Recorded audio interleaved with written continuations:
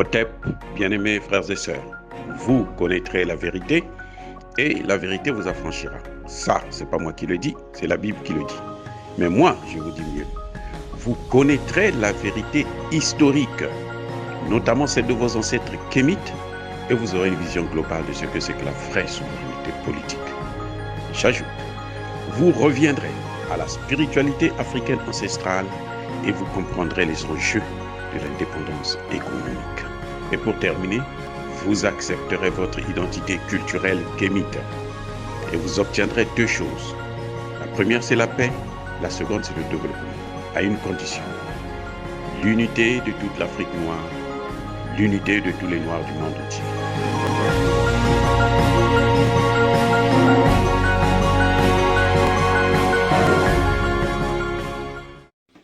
Otep à tous, bienvenue sur la chaîne des panafricanistes, par essence, par conviction et par excellence. Celle des citoyens kémites par nécessité et obligation de combat. Nous sommes une chaîne qui n'est guidée que par nos ancêtres, et rien que par les ancêtres qui appartiennent à l'égrégore du monde noir. Par conséquent, nous ne croyons en aucun Dieu venu de l'étranger. Toutefois, cette vidéo n'est aucunement destinée à inciter à la haine ou à la violence, car nous menons un combat qui est d'abord et avant tout spirituel, ensuite il est politique, géopolitique et géostratégique, contre l'impérialisme, le colonialisme, le néocolonialisme et l'endocoloniat. Sur la base du principe que nous avons hérité de nos ancêtres kémites, angélisés bien entendu, qui est celui de la Mahat, c'est-à-dire vérité et justice. Vous êtes donc en droit de connaître la vérité, et nous avons l'obligation de vous dire la vérité et rien que la vérité, afin que justice soit rendue à l'Afrique. C'est ça, notre modeste contribution dans cette noble lutte en faveur de la souveraineté, la dignité et l'unité africaine. Et ça, c'est le panafricanisme. Bien-aimés frères et sœurs, les sanctions se retournent en quelque sorte sur ceux qui les ont prises. On est en train de constater l'inflation est en train de galoper et la situation n'est pas prête à se calmer, elle continue à évoluer, notamment en Europe. On vous a déjà parlé de la dédollarisation et aussi la déseuropéanisation. Parce que même la monnaie européenne aussi est en train de perdre sa valeur sur le marché parce que les Russes ont demandé à ce qu'ils puissent vendre leur pétrole et leur gaz en roubles. Et les Chinois sont en train de leur emboîter le pas pour vendre leurs matières premières, leurs produits en yuan. Il faut se poser la question, mais pourquoi cette volonté à tout prix de sauver l'Ukraine par la guerre, par la force, coûte que coûte, si les sanctions peuvent retomber sur ceux qui les ont prises? Aujourd'hui, la Pologne et la Bulgarie sont privées du pétrole et du gaz russe. Et c'est un problème, peut-être pas pour la Pologne, qui pourra se ravitailler plus facilement, mais c'est un grand problème pour la Bulgarie, où il n'y a pas des structures de recevabilité du pétrole, du gaz par exemple de schiste, ou bien du gaz qui devrait venir de la Hollande et des autres pays européens. On voit déjà que les Polonais aujourd'hui étaient obligés, en une journée, obligés de supprimer un certain nombre de trains. Parce que la facture du gaz et du pétrole polonais est passée de 120 000 à 830 000 euros par jour. Donc une augmentation de 710 000 euros. Vous voyez, c'est plus de 100%, près de 700%. Et ça, c'est pas normal. C'est pas normal. Ça pose des dégâts si le pays est obligé de supprimer un certain nombre de trains afin de diminuer la consommation, mais pourquoi ne pas aller vers une solution négociée à cette crise? Pourquoi ne pas s'entendre avec la Russie, qui est un pays européen aussi d'ailleurs? On sait d'ailleurs que la Russie avait même voulu à un moment donné faire partie de l'Union européenne et même de l'OTAN. Mais vous savez, ces institutions-là, l'OTAN est une institution qui a été créée pour euh, lutter ou pour affronter, en quelque sorte, l'ex-URSS. Donc, le fait que l'ex-URSS disparaisse, qu'il n'y ait plus de rivalité, l'OTAN, en principe, devait s'autodissoudre aussi, comme l'avait fait le pacte de Varsovie. Parce que l'ex-URSS n'a pas été détruite par un pays, mais elle s'était auto-détruite parce qu'elle avait vu que le système ne marchait pas. Gorbatchev s'était dit que, bon, il n'y a plus rien à retenir avec le communisme, ça ne marche pas, nous devrons aller vers l'économie capitaliste, qui est aussi visiblement en train de montrer ses limites, parce qu'on n'a plus d'autre chose à proposer aux gens que faire la guerre. Notamment les pays européens, ils vont faire la guerre dans tous les pays africains. Et ça n'a aucun sens. Donc, avec la disparition du bloc soviétique, en principe, l'OTAN devait aussi disparaître. Puisque c'était fait pour ça, sa rivalité, elle n'a plus de rival. Donc, à quoi servait-elle? Ce qui revient à dire que l'OTAN ne devait plus exister et que pour refaire exister cette OTAN, il faut qu'il y ait une puissance qui va rivaliser avec l'OTAN. Je reprends.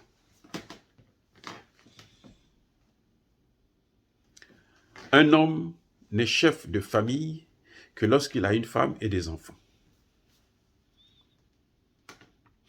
Quand il n'a plus de femme, il n'a pas d'enfant, pas de femme, il n'est pas chef de famille, il est son propre chef. Parce que la famille, c'est le père, la mère et puis les enfants. Donc à partir du moment, selon la Bible bien entendu, à partir du moment où l'homme se retrouve seul, sans enfant, sans femme, il n'a pas de famille. Donc s'il veut constituer une famille, s'il veut qu'on le respecte en tant que chef de famille, alors il est obligé de trouver une femme avec laquelle il pourra avoir des enfants. C'est le cas de l'OTAN. C'est-à-dire que l'OTAN n'existe pas, ne pouvait plus exister si elle était seule. Elle n'avait plus de raison d'exister. Donc pour que l'OTAN puisse exister à nouveau, il faudrait que cette OTAN puisse avoir un opposant, une autre force contraire à elle qui pourra la rivaliser. Cette force, ça ne peut être que si ce n'était pas la Chine, mais la Chine, on l'a vu qu'elle est plus orientée vers l'économie, pas vers le militaire. Donc il faut refaire encore la Russie. C'est pour ça que vous avez constaté que la crise qu'il y a aujourd'hui, elle a commencé en 2008. D'abord, l'occupation, la reprise de la Crimée par la Russie. Et ensuite, en 2014, il y a eu une guerre dans le Donbass qui a continué jusqu'à maintenant d'ailleurs. Et cette guerre, avant même l'invasion de la Russie, on comptait déjà près de 14 000 morts. Les Nations Unies n'avaient rien dit. Les Nations Unies se sont tues. Les Nations Unies n'ont pas voulu regarder cette situation. L'Union européenne non plus. Les États-Unis, pareil. Parce que l'Ukraine ne pouvait pas être une force qui va rivaliser contre l'OTAN, puisque l'Ukraine elle-même veut rentrer dans l'OTAN. Donc, il fallait tout faire pour pousser la Russie, en quelque sorte, de rentrer dans cette guerre, afin que l'OTAN puisse avoir une rivalité. C'est pour ça que vous avez entendu que tous les pays européens disent que l'Union européenne renaît.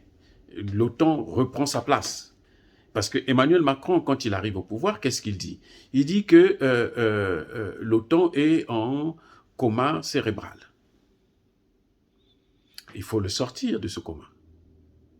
Le temps ne peut exister que s'il y a en face quelqu'un avec lequel on peut rivaliser. Même si on ne se bat pas directement, mais au moins on sait que non, bon, il y a une force qui est là, qui peut nous tenir tête. Et puis bon, les Américains peuvent continuer à dominer l'Europe aussi, hein, en quelque sorte. Voilà un autre intérêt fondamental pour les États-Unis, de faire en sorte que la Russie puisse envahir un pays européen ou plusieurs pays européens. Donc c'est ce qui permet à l'OTAN de renaître. C'est ce qui permet à l'Union européenne aussi de renaître et d'avoir son propre service de sécurité. Ce qui est difficile parce que, bien entendu, ce sont les Américains qui restent les grands maîtres, puisque quand l'Allemagne dit qu'elle va se lancer maintenant dans l'armement, elle veut acheter des armes, elle n'achète pas des armes françaises, elle achète des armes américaines. Donc le grand bénéficiaire de tout ça, de cette guerre, c'est toujours les Américains.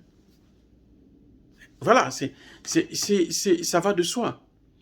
Et tous ces pays autour, tous ces pays européens, se soumettent à cette règle. Maintenant, on sait aussi que la Russie est immensement riche et très grand, et 2 fois plus grand que les États-Unis d'Amérique. La Russie fait 17 millions, les États-Unis font autour de 9 millions, comme ça, seulement de kilomètres carrés. Donc la Russie, pour les États-Unis, neutraliser la Russie, prendre le contrôle de la Russie, ce serait une victoire mondiale, et après ça, il n'y aura plus personne qui va bouger. Et ce qui fait que les Russes ont tout compris, et ils ne veulent pas se laisser faire. C'est pour ça qu'aujourd'hui, les gens parlent de la probable 3e guerre mondiale. Et il y a même le risque de guerre nucléaire. Ce que personne ne souhaite, bien entendu, mais que tout le monde essaie de regarder, aller, fermer les yeux pour qu'on puisse en arriver jusqu'à ce niveau, malheureusement. Donc voilà, bien-aimés frères et sœurs, les conséquences économiques qui ont été prises ne rapportent rien, aucun effet. En tout cas, aucun effet très considérable.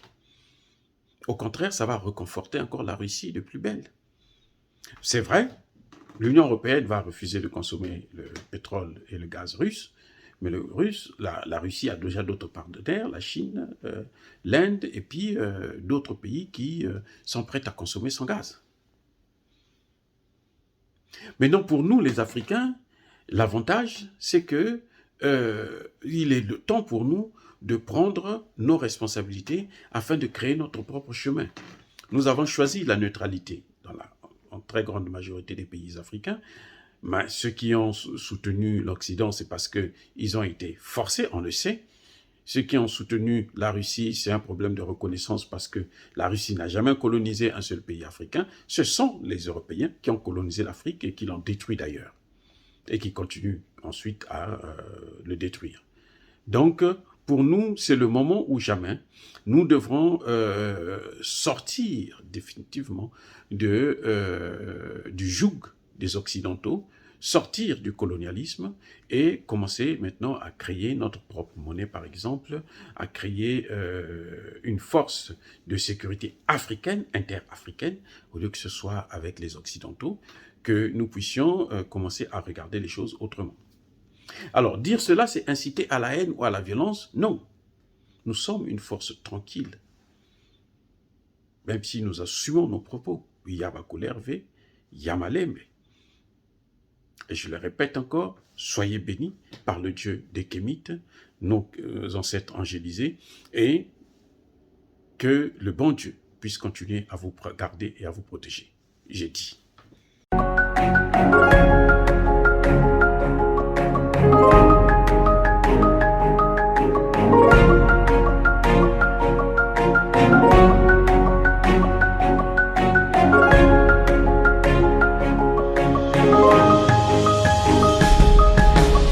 Eux, ils marchent par la foi et non par la vue. Mais moi, je vous conseille vivement de marcher par la connaissance scientifique et historique, notamment celle de nos ancêtres kémites, par les 5 sens et par l'intelligence. Otep, vive l'Afrique éternelle et que Dieu vous bénisse. Abou Apia.